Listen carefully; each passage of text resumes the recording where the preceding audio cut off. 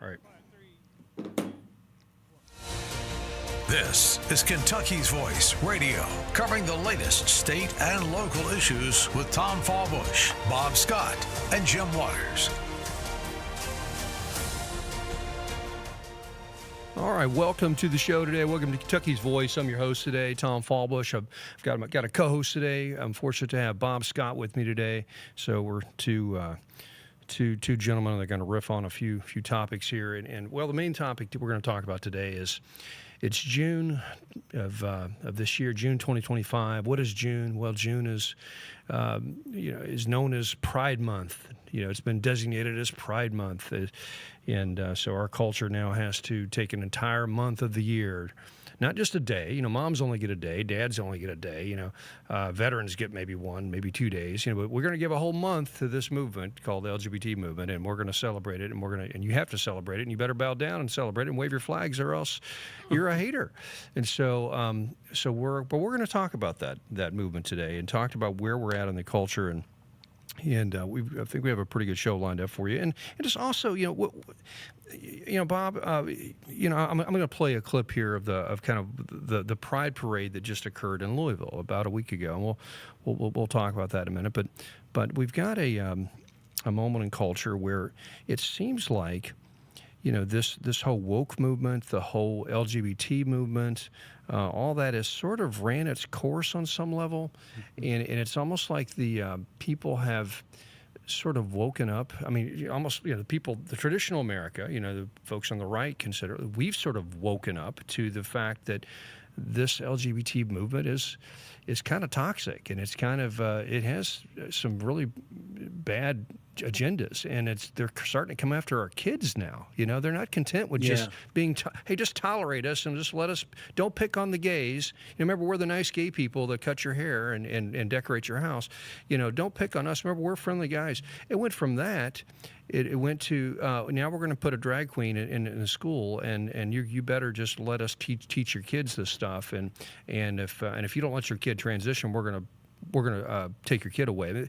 It's gone from one extreme to the other, and I think people have kind of woken up, especially because they went after the kids, right? You go after the kids, that wakes people up, and so anyway, just your quick thoughts on that. And we'll go to this video. No, I agree 100%, and I think I know the election of Donald J. Trump last November pretty much was one of the many messages that were being sent to the left and really to our nation in general. And I'll tell you what, I think people are starting to turn back to the basics that made our country great. What made America great was things like patriotism and love for our country, love for God. These are things, love for our flag. Right. These were all things, at least that I grew up with. I'm a little older, but still, as a child, I had that core indoctrination in a good way. Yeah. I call a good basic foundation that was laid, and I believe we're getting back to that, because what you just said a second ago, Tom, the absurdity of where the movement has gone on the left with regard to these issues has been absolutely crippling America. That's right. And people are sick and tired of it. What I'm prideful of, and I'm standing up for right now today. I am prideful of our United States military. And the things that they just accomplished over in Iran. An extremely successful airstrike over there that took out the nuclear capabilities as far as Iran, death to America, Iran, and death to Israel. Iran has propagated upon the world, and I am very prideful of our military and salute them. And I just watched Pete Hegseth do an incredible news conference in which he was talking about that. And I'll be honest, I don't know if you saw it or not, Tom. But I did. It brought a tear to my eye. Yeah. Several tears to my eyes as I realized. And he was talking about, and this is it. This is the core of America, people. The young people that were involved in the strike, and from colonels all the way down to privates, and then not just that strike, but also defending the bass and guitar with regard with the Patriot batteries and all that, missiles that were launched against the them. Heroism. I think traditional Incredible. values, Thank God, heroism, normal gender roles, traditional views of America. We're going back to things that work, right? Because, stupid is not sustainable. Right? No. It's just not. It's just, people may play off all these crazy ideas and, hey, we can do this now. We can live this way. Well, there is a truth and a reality. And if your ideas don't line up with truth and reality, guess what? They fail, and there's consequences of that. And so it's kind of, nature plays its course. For example, 2 men cannot have a child, right? 2 men cannot have a child, right? So 2 women cannot have a child, right?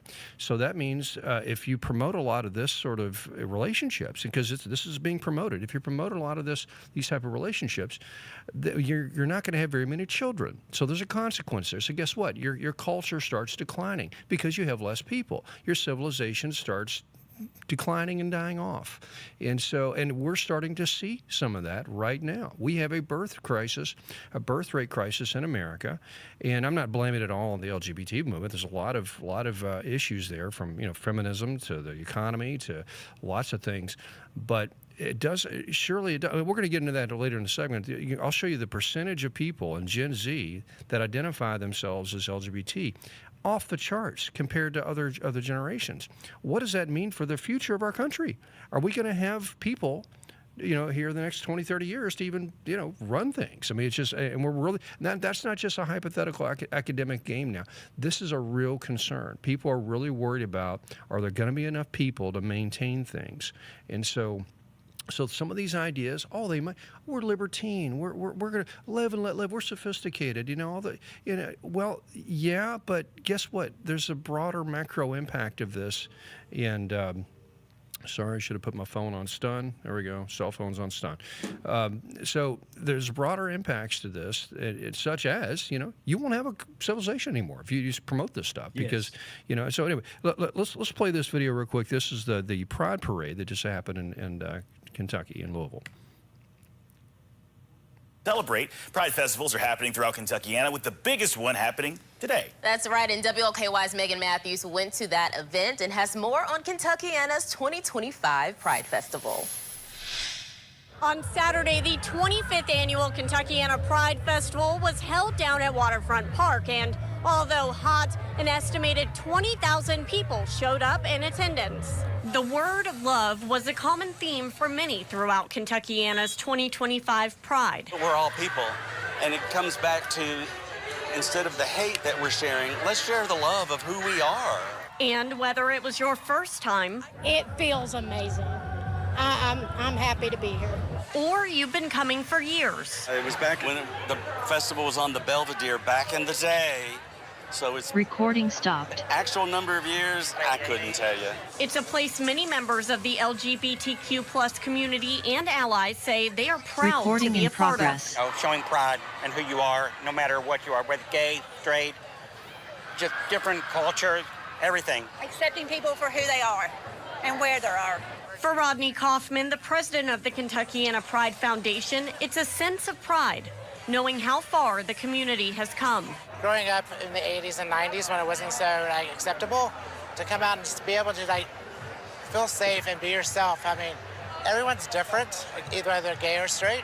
Just be who you are and don't be ashamed of it. With over 150 vendors and food options, as well as resources like churches and healthcare, there really was something for everyone. Nice to give this avenue for people to come out and make connections and grow in life. With headliners like Natasha Bedingfield and celebrations going on until 10 p.m. At the Big Four lawn, Megan Matthews, WLKY News. Megan, thank you. And we'll stop there. But there's so much I can say about that. But one thing I want to comment on is that, there's a gentleman in there saying, hey, we just want to celebrate, about who we are, and we just want to put down the hate and all this, and I really take issues with that. That's the assumption that movement wants to put out there. That it's a straw man they want to build. That if you are against the agenda, if you somehow have a concern about same-sex attractions and the lifestyles that play into that you're somehow a hater, right? You're someone that doesn't affirm who they are, and then they describe themselves. Okay, I define myself as a transgender. I define myself as a gay, as a lesbian, as a one of these 15,000 genders now that so that they're the ones that define their humanity by the way they want to have sex or the way that they're attracted to things. I don't do that. You're a human being, right? You're a human being that has maybe a same-sex attraction, that might have some issues going on where you feel like, you're trapped in the wrong body or whatever. But those are issues. That isn't you're not defined as that. Those are just issues that are impacting your life. And so it is a lie that they can take that and glom on to, say, the civil rights movement, which was a noble movement, of African Americans that were being discriminated against, segregation and all this. Well, those are immutable characteristics. Being black is immutable. Being a woman is an immutable characteristic. Being a man is. There are certain things that you can't change, and if we were discriminating on that, that's fine. No, but these same-sex attractions and all these gender roles that we take on, those things are very fluid. Very, very fluid. People can come in and out of those things all the time. So that's totally different category. And so now, fine, we shouldn't mistreat people if they're fine people that just happen to have these issues or happen to have a same-sex attraction. We're all about that, but we're way beyond that now. This is into coercion, and you better just get behind the LGBT train, or else you're a hater, and we're going to cancel you. And we're going to talk about what that movement has done over the past decade to really turn people against it. And so we're talking about Pride Month, and maybe it's not Pride Month anymore, so because we're getting tired of it.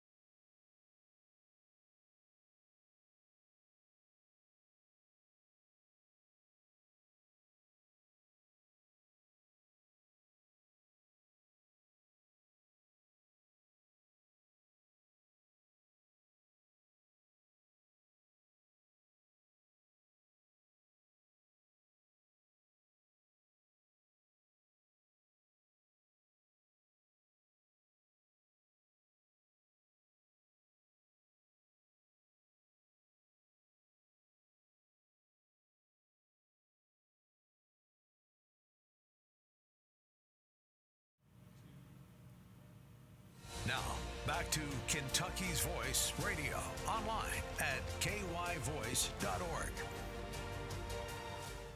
All right, welcome back. We're talking about Pride Month. We're talking about this is the end of Pride Month, roughly, and it seems like the culture has kind of moved on a bit from Pride Month, and I think the whole LGBT movement, the whole the whole push we've had over the past decade or so to really embrace that and celebrate it, and you better get behind it or else you're a hater and we're going to cancel you if you don't. That sort of has run its course, and people are sort of like, okay, we kind of know what your agenda is now, and you're kind of weird, and we don't like you, and we're not supporting that anymore. And so you're seeing a lot of corporations pull out of these parades, and a lot of corporate support in general dropping, and I think which reflects the mood of the country right now. And I think that's a healthy thing. And so, but Bob, we had a text come in from a text line. By the way, you can text us. Love to hear your opinion. 502-571-0970. Text us. But yeah, go ahead, Bob. Kind of backs up, Tom, what you were talking about earlier. And the person who texted in said, please explain, if you can, what Pride Month or the Pride flag represent other than a preference for sexual activity. Therefore, why would decent adults advertise their sexual preference? Straight folks don't advertise their sexual preference. Yeah. Right, exactly. It's just, and that's what we need to focus on here. This is just a lifestyle celebration. That's all this is. This isn't a civil rights movement, and I, like I said, I get kind of where the genesis of the movement came from. There was probably, there probably was a lot of mistreatment of gays and lesbians and people with those sort of lifestyles throughout history, and that's sorry, that sucks. I'm sorry. That's a terrible thing to have to live through that. Yeah. At the same time, these things are probably, these lifestyles and these same-sex attractions or whatever, these things are problematic in someone's life. These are not probably the best for human flourishing, for the person involved and for the culture around. And so there is almost like a sort of a built-in antibody that a culture has when they see this. They kind of, in a crass way, in a low-class way, I think people, you can see how, they see that and people are a bit revolted by it. It's just unnatural for people that have normal heterosexual attractions to see, two men kissing in public and not have a reaction like, oh, that's kind of creepy. That's kind of odd. That's kind of different. Now, so what do you do with that? Do you say, okay, well, these are men, these are grown adults, we'll let them do that. That's fine. That's their life, but let's hide it from the kids because that's kind of we don't want our kids exposed. I mean, these are, we've been trying to deal with that for decades now, but there's a difference between going through and saying, now this needs to be celebrated. And as a matter of fact, everybody needs to get on board. And if you have any problems with it, you're bad. You're the problem. And this should be the standard now. This fluidity in sexual behavior and all these attractions and all this, that is the norm, and that is what's fashionable even. And if you don't get behind this, then you're the bad person. And that's just wrong, because people get it at their heart of hearts that there's, like I said, there's problems with that lifestyle, just from living, from day to day. Just many people have. I've got family members. I got very prominent family members that are very prominent in this movement, right? And I won't share that, but very prominent in this movement that I love dearly, and and they're just wonderful people. But at the same time, you see the problematic nature of that lifestyle and how it's impacted their life. And not to mention just the fact that if everybody did this, we wouldn't be around, So yeah, and this, you're not born this way. There's no evidence of that. I mean, so it's an affectation that can come on people. We can get into let me say this one more thing on this, Bob. I got a little thing I wanted to mention just on this, and I want to make sure I get these notes out because, at the end of the day, there's nothing wrong with seeing these sort of behaviors with a sort of concern and not embracing the ideology around it. It's not hate. It's love to have these concerns. If you love somebody, you want to tell them the truth, right? And the truth is these sort of behaviors and inclinations are not necessarily good for human flourishing, right? We all agree with that, either personally or as a culture, and so. And those who hold deeply held beliefs about the spiritual nature of this stuff, right? If you're a Christian and you really believe that maybe there's a sinful nature to acting out on these desires, and those people that have those deeply held beliefs are not bad people, right? We're just believing what Western culture and culture as a whole has believed for more than 2,000 years.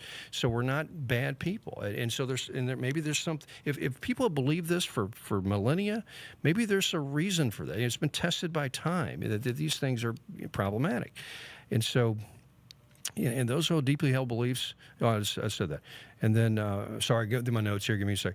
And being uncomfortable with same-sex marriage and cross, so for example, being uncomfortable with same-sex marriage, or a cross-dressing man going into a woman's restroom, or having a drag queen groom your children in your school, is not something you should get over. These are healthy reactions to things that in our heart of hearts we know that are problematic. They're problematic for the people involved and for everyone around it. And it doesn't mean we hate the people involved. We just have to confront it and deal with it. And Bob, I think you and I both, we kind of resent the way the movement tries to build these straw mans of, if you have a disagreement, then you're a hater. I could tell you, Tom, and just re-echoing what you were talking about a little bit earlier, as do I think a lot of our listeners and viewers do. I have a lot of friends and family, even some family members that have identified themselves as being gay or homosexual, and I can tell you definitively, not one person, including myself, has shown any kind of hate or dislike for them as a human being. That's right.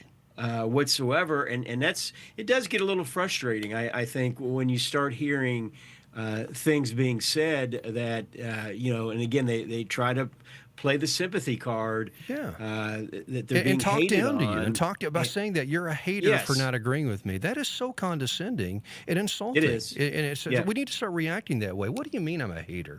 I'm not a hater. That is terrible for you to say that. That's right. That's insulting. It's an attack on my character, and I don't appreciate that at all. So go ahead. One other point I want to make. You could take. You were talking about going to one extreme one way, which. That movement obviously has gone to an extreme, in your face type situation. But I also know within the Christian faith, there were groups in the, I believe, late 1800s or even going back a little bit further than that. But they got to a point that they said Christians should not have sexual relations with Shakers. each other. Yeah, the Shakers. Right. Yeah, here in Kentucky. And guess what happened with they're those gone. movements? There aren't any Shakers in Kentucky anymore. Right. Yeah, that's correct. There's it's a little Christian cult and called the Shaker Shakers. Village is a great place to go visit. That's right. But they're not around anymore. Essentially, it's a monument to a non-existent religion now. That's exactly right, and exactly. So it has a cultural impact beyond just the personal lives of these folks, and especially because, like I said, I believe in it, and it's been proven out that these are affectations. These are things that can come on people for various reasons. It's very complex reasons. Usually has to do with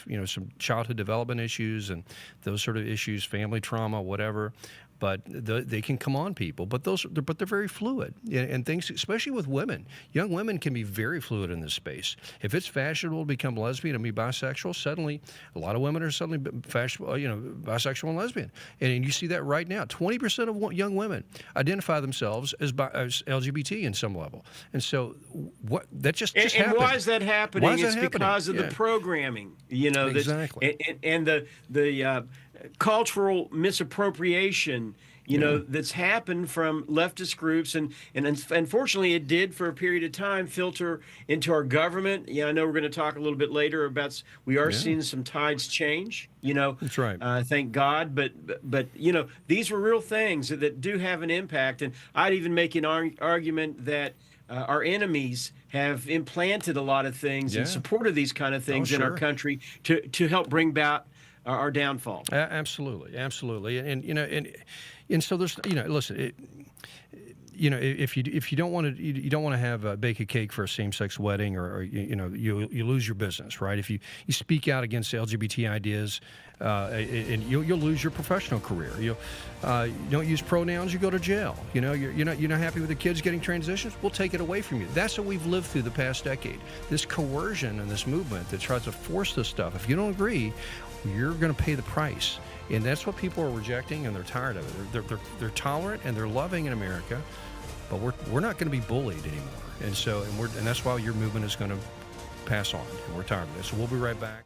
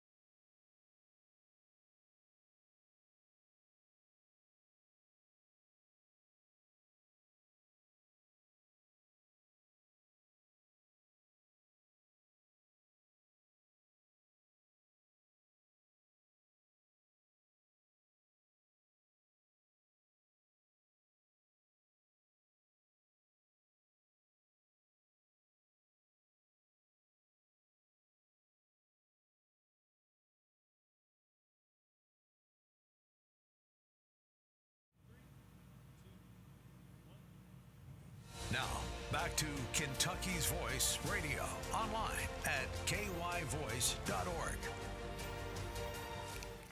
All right, we're talking about Pride Month and the LGBT movement and how it's sort of ran its course, I think, culturally, and I think it's lost its support generally amongst the average American. I think the average American has sort of woken up to what it truly is. It's no longer just a movement of just, hey, you just need to tolerate us and let us live. It's not that anymore. It's like, hey, we're going to come in and change the definition of what a woman is and we're going to force your kids to undergo indoctrination so they're okay with these lifestyle choices and if you don't go along with it and bow down and wave the pride flag, you lose your job. You will get canceled. You lose your professional certification if you don't line up with the standards of some industry that's now woke. If you don't bake the cake for the gay wedding, you're going to lose your business. If you don't use the pronoun properly, you're going to go to jail. If you don't allow your kid to transition, we're going to take them away from you. That's the stuff we've witnessed over the past decade. So that's the true nature of this movement now. It's not just tolerance, it's coercion and it's enforcement.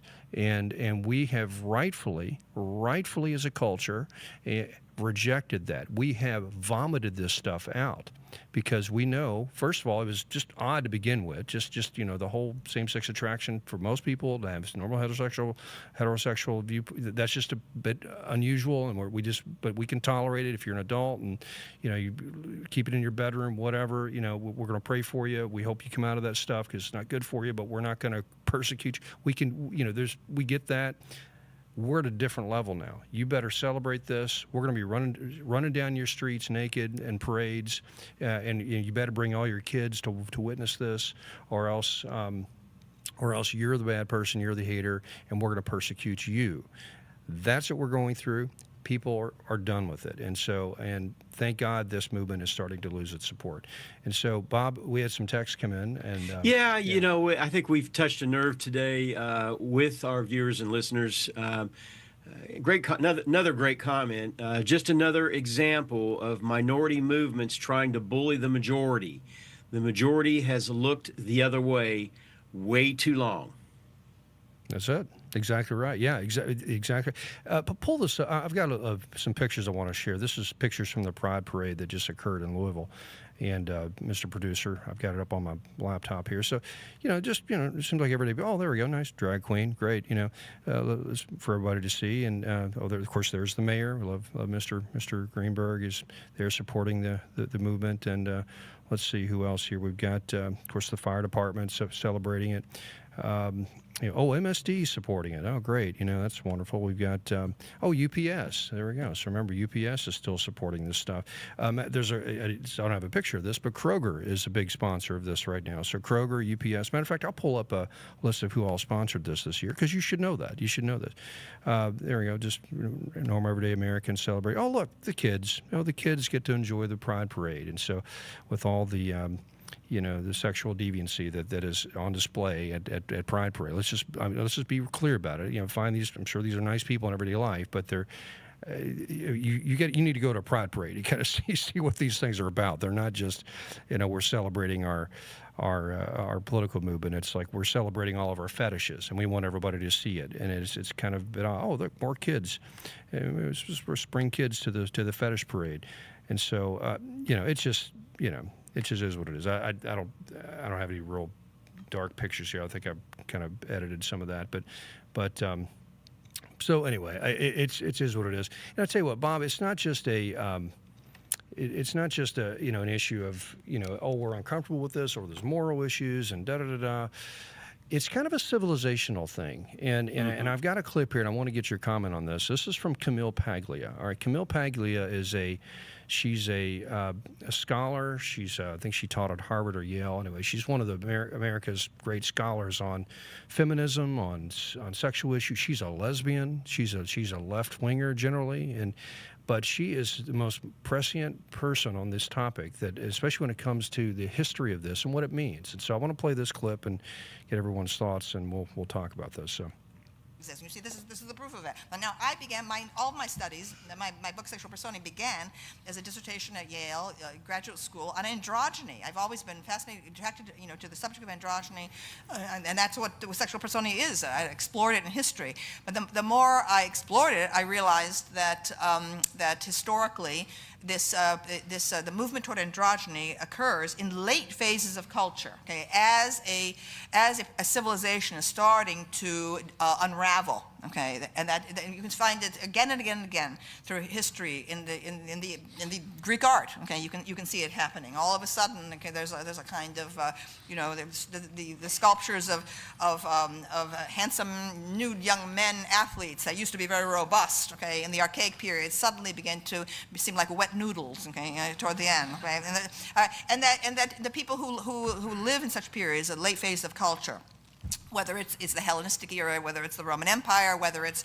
the Mauve decade of Oscar Wilde in the 1890s, whether it's Weimar Germany, people who live at such times, okay, feel that they're very sophisticated, they're very cosmopolitan, okay, homosexuality, heterosexuality, so what, anything goes, and so on. All right, but from the perspective of historical distance, okay, you can see that it's a culture that no longer believes in itself, okay, and then what you invariably get are people who are convinced of the power of heroic masculinity, okay, on the edges, whether they're the Vandals and the Huns, okay, or whether they're the barbarians of ISIS, okay, you see them, starting to mass on the outsides of the culture, and that's what we have right now.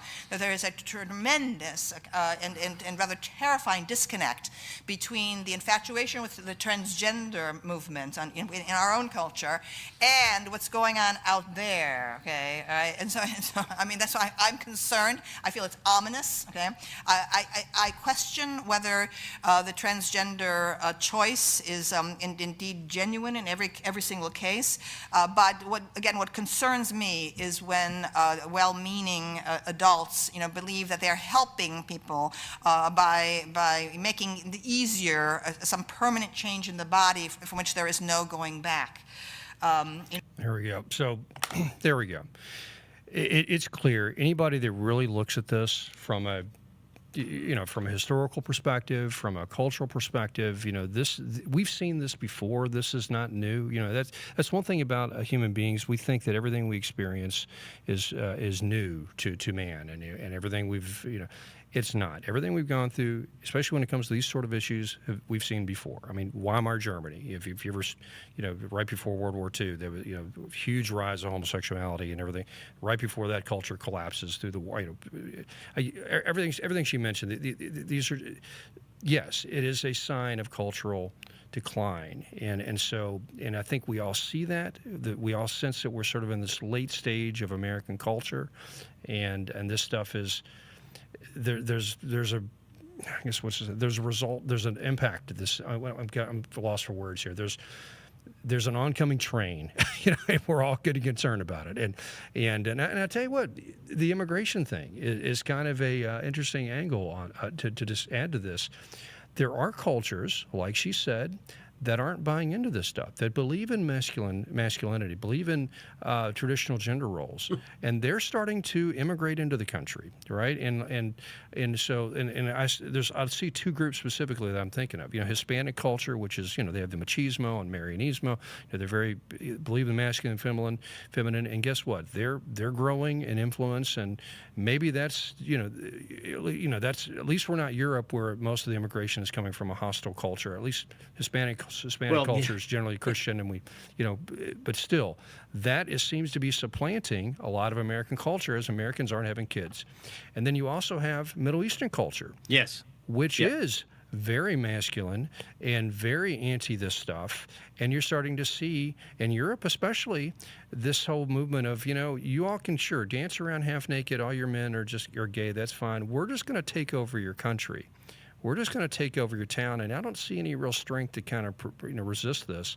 Islam's on the ascendant, and you better bow down. And so, and that's just happening. I mean, you can just play around it all you want. That's reality. It's happening, and she's seen it in history. Anyway, Bob, any thoughts on that? Yeah, no, spot on, Tom. Fortunately, you are seeing countries in Europe starting to push back. Poland, Hungary, Italy. Those are countries that are pushing back against the woke agenda, if you will. But a lot of those, I'm really concerned, especially when I look at a country like Great Britain and France, two that have been staunch allies, and at least in thought, to the United States. That are crumbling from within, and that's really, I talked about a little bit earlier.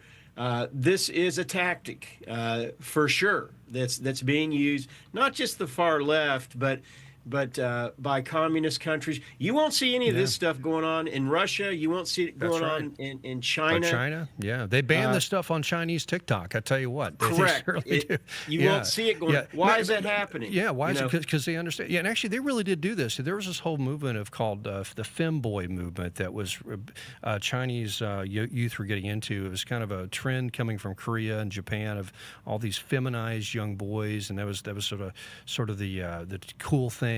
And China went in and just shut that down. They said, if we see that stuff on our internet, we're done with that. You're shutting it, because they realize there's there's an impact. There's a cause and an effect. Yeah, they want to have an army big enough to take over Taiwan. They can't have a bunch of femboys taking over Taiwan. So anyway, to your point, exactly right. But let me do this real quick. We got a couple minutes. So I want to pull this up on the screen, guys. This is where we're at when it comes to the percentage of U.S. adults who identify as LGBT by generation. Okay, this is fascinating. All right, so each color. If you're listening by radio, I'll try to explain this to you. Basically, in 2022, here's the percentage of people by generation that identify themselves as LGBT. So with the people born before 1946, 1.7. That's the the greatest generation. Baby boomers, it's about 2.7%. Gen X, it's about 3.3. Millennials, it shot up to 11%. All right, so that's because that's basically when all that movement started getting traction. Gen Z, we're up to 20% identify as LGBT. Now, if you look at decades prior, this graph here goes to decades, but you can see how these trends have just accelerated and ramped up. And so you cannot tell me you're born this way. If you were born this way, this would be a static, consistent thing. This is a result of conditioning and propaganda that we've undergone for the past 20, 30 years. The LGBT movement was successful. They changed culture. And the result is people now find this fashionable, especially young women. And for all like I said, we feel like there's problems with that all around, but it's just facts. This is where we are. So anyway, we're talking about Pride Month. I think there is hope. We're pushing back. The culture is kind of rejecting this. So we'll be right back. We're going to talk about more of this. Texas,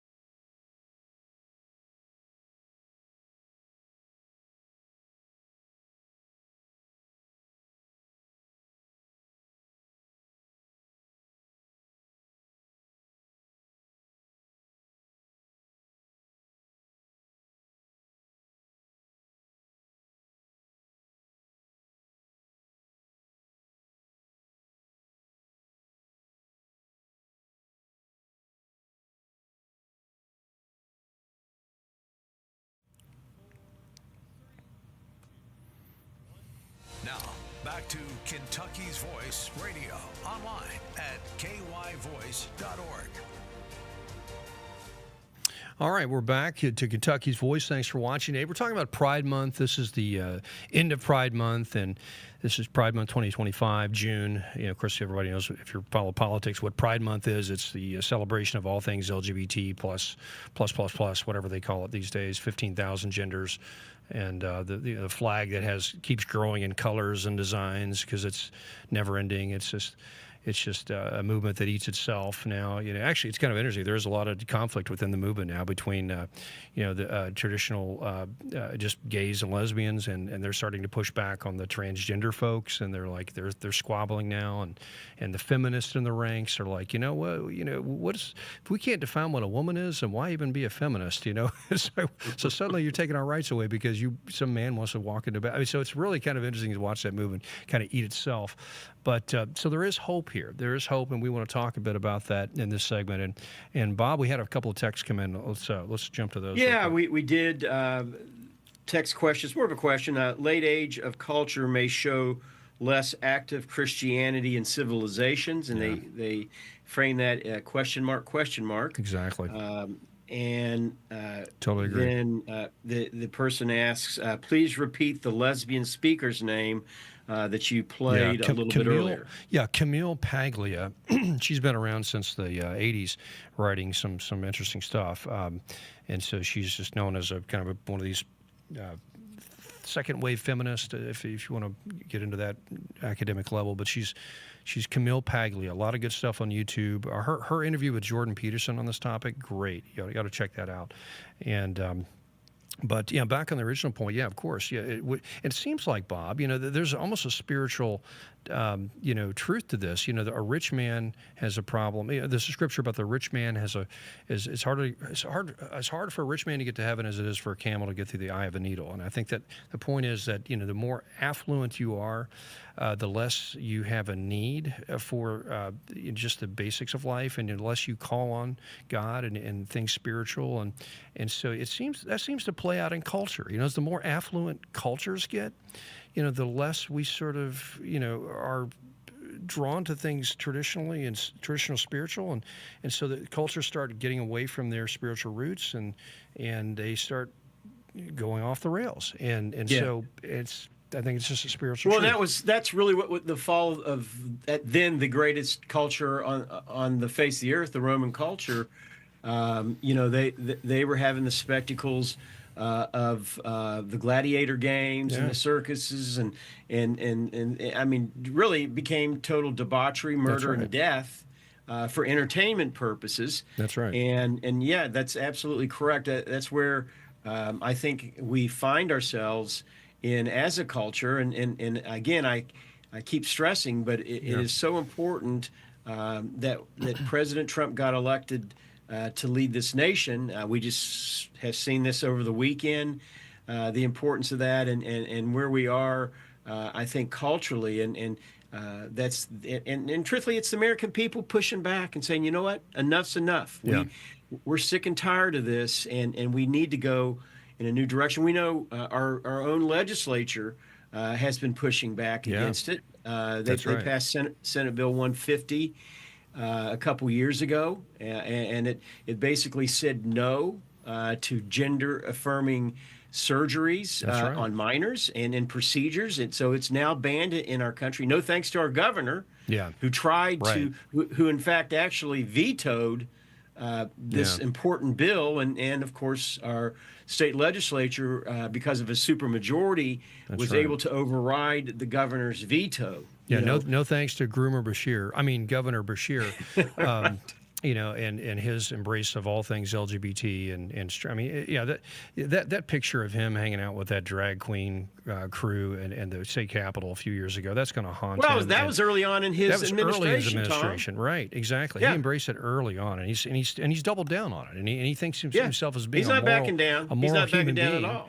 He thinks he's morally superior by doing that, and so it's so sickening, And and also, Pete Hegseth at the Pentagon, he's pushed back on all this transgender stuff, and he basically came out and said it. Listen, we're done with this woke blank, and he used an expletive that I can't use on the air, but we're done with this. We're not doing this stuff anymore. And at the end of the day, people understand the military needs to have a masculine ethos to it, because your enemy does. And so you better stand up to him as a man. And not that women can't fight, but there's still a certain amount of, spirit and masculine energy that you need to bring to a fight. And because when women want to fight, guess what? They get their dander up and fight in a masculine way, or else you don't fight like a feminine girl when you're going to try to win a fight. And I'll say this: I know one of the B-2 bomber pilots that dropped the bombs. God bless him. In Iran was a female. That's right. God bless him. And praise God, there's certain roles that's appropriate. Very talented, and there are things, truthfully, especially when it comes to precision things like that women, quite frankly, can be better than a man at. That's However, on hand-to-hand combat, that's right. I'll take a man every day and twice on Sunday. That's right. I always look when at that happens. Do you want a team of men Navy SEALs rescuing you in a hostage situation, or a team of women Lady SEALs landing? And I'm not to say that women aren't capable of doing things. There's just difference in physical strength and ability in certain things. So it's just common sense, and people, it's just, and each of us have duties to play. There's duties men have in society, in culture, and duties women have, and we should honor that on some basic level. Whatever, it's a side topic, but there's hope. There's hope with this moment. I think, like you said, the Donald Trump election, the rejection of woke. There is some pushback with our state legislature, nationally.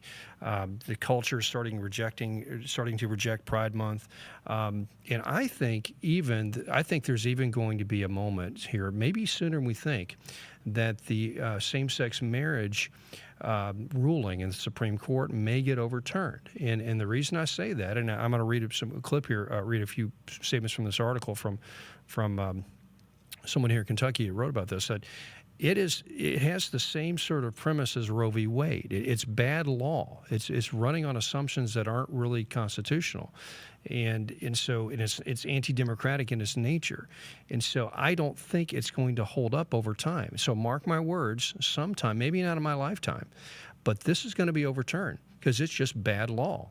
And so the whole movement has kind of rested. It's kind of anchored itself in that decision, and so. Well, we're already seeing the Supreme Court just handed down, hot off the press. Yeah.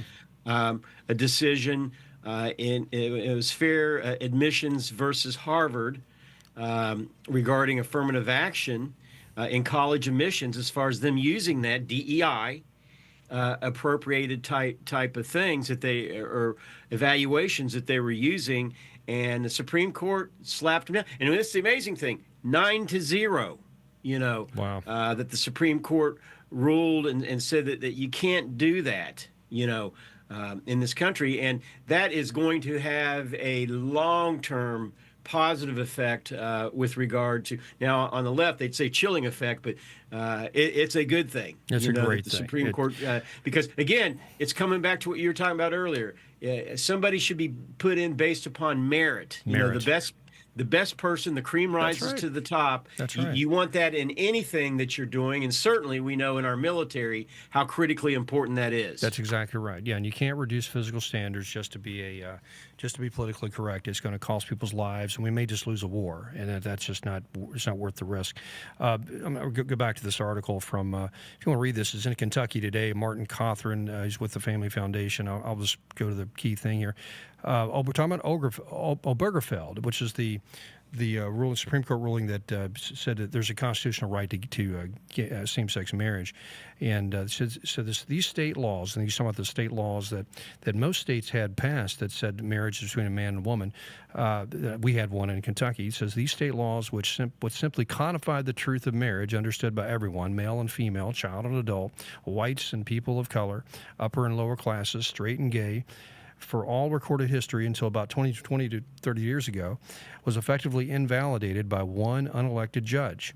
U.S. Supreme Court Justice Anthony Kennedy. He wrote the majority opinion. Kennedy was the swing vote, but of course 4 others voted with him. One of the justices who did not vote to redefine the most foundational institution of human society was Anthony Scalia. He was, as was his practice for his death in 2016, he was able to beautifully capture the absurdity of the liberal jurisprudence as applied. So here's what Scalia said. The 5 justices who compose today's majority are entirely comfortable concluding that every state violated the Constitution for all of the 135 years between the 14th Amendment's ratification and the Massachusetts permitting the same-sex marriages in 2003. They discovered in the 14th Amendment the fundamental right overlooked by every person alive at the time of ratification and almost everyone else in the time since. They see what lesser legal minds like Thomas Cooley, John Marshall, Harlan, Oliver Wendell Holmes, Learned Hand, Louis Brandeis, William Howard Taft, all these great, jurisprudence, all these great justices, they didn't see this. They could not see this, but suddenly we discovered this. And so it just shows that this is just made up law, just like Roe v. Wade, and this is going to get challenged because it's not democracy. These sort of issues should be settled by law. Now, there is no constitutional right to these things, and so anyway, that's a whole other issue. But I see hope on that front too. I think there's a legal pushback that can come on this. And why are we against same-sex marriage? I'm against same-sex marriage because marriage is sacred. I'm not against gay people that want to have relationships with one another and commit to themselves. But marriage is sacred. Marriage is something real specific. Yeah. It's men and women, and it's designed, one man, one woman, designed to create a nuclear family where we can have children, and so we can have a kind of a core institutional political block in our society that can help it grow and grow forward. And we did get a couple quick texts in. I want to read real quick. MAP, minor attracted person, also known as pedophile colors, are on the pride flag, light blue and yellow. Yeah. And then the other comment was young women that say they are male should sign up for the draft. Which, that's right. Exactly right. Yeah, exactly right. Well, exactly, because that's the problem with this movement. It went from just lesbians and gays that want to be treated fairly to embracing all these and celebrating and kind of advancing the agenda of all these very deviant, questionable practices, such as even pedophilia and such as things that are just wrong on 15 million levels. So anyway, Pride Month, thank God it's over soon and this year. And I think it's maybe over permanently. I don't think anybody's going to get behind this much. We'll take pride in our military, Tom. That's right. Pride in our military and pride in America. Okay, listen, you're listening to Kentucky's Voice. Appreciate you watching. We'll see you tomorrow. And thanks, Bob, for being on the show. God bless America. My pleasure.